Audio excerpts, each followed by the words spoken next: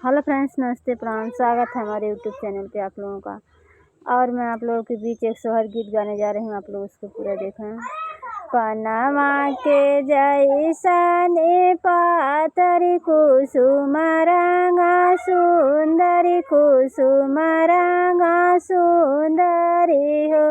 राजा झपटी बखरिया में आवत धन के निहार तदन के निहारन हो। राजा झपटी महलिया में आवत धन के निहार तदन के निहारई हो। दुआरे से उठली जैसा सुत बेटा से अरज करें, बेटा से अरज करें हो।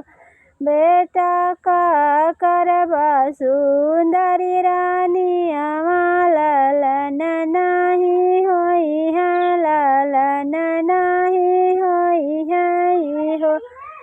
बेटा का करबा सुंदरी रानी ललन नहीं होई है, ललन नहीं होई है नु हो। नहीं भय कहू ललनवा बियावा दूसर करब, बियावा दूसर करबई हो। बेटा दूसरे से होई है ललनवा महलिया उठे सोहर, महलिया उठे सोहर हो। बेटा दूसरे से होई है ललनवा महलिया उठे सोहर, महलिया उठे सोहर हो। इतनी बचनी सुन बेटा त माया से अरज करें, माया से अरज करें हो। माया काहे करबू दूसरा बियाहवा हमारी रानी है न हमारी रानी न हो। माया काहे करबू दूसरा बियाहवा है न हमारी रानी, है न हमारी रानी न हो। है हाई हमारी रानी आवत हमर जीवन साथी, त हमर जीवन साथी न हो। माया नहीं करब दूसरा बियाहवा, माया नहीं करब दूसरा बियाहवा। ये नहीं लइके रहब, ये नहीं लइके रहब नु हो। माया नहीं करब दूसरा बियाहवा, ये नहीं लइके रहब, ये नहीं लइके रहब नु हो।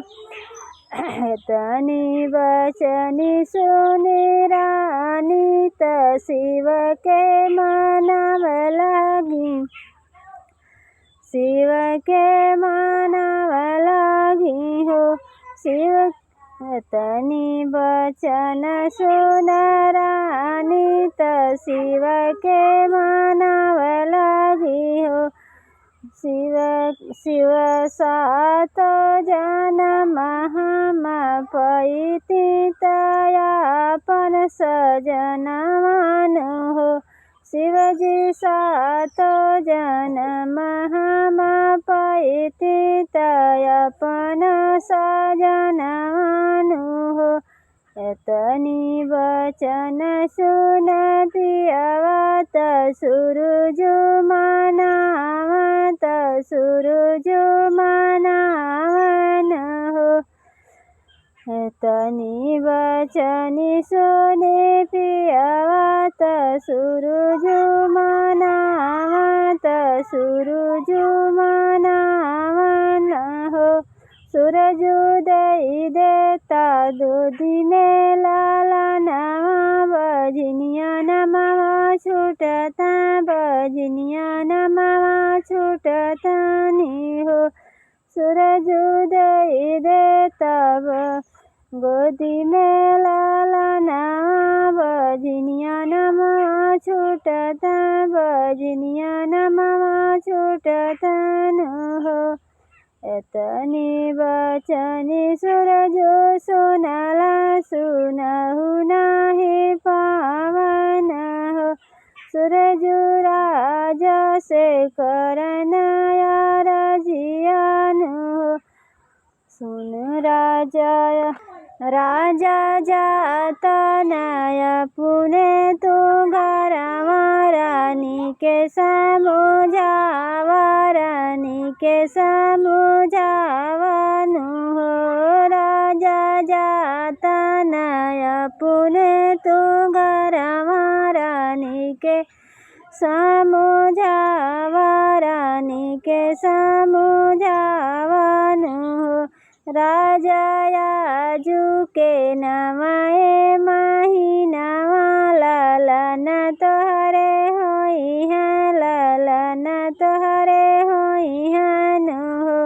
राजा रानी के रक्षा खुशहाल बजनिया नौआ छूटी है बजनिया नौआ छूटी है न हो। राजा रानी के रक्षा खुशहाल बजनिया नौआ छूटी है न हो। एक मास बीतल दूसर मास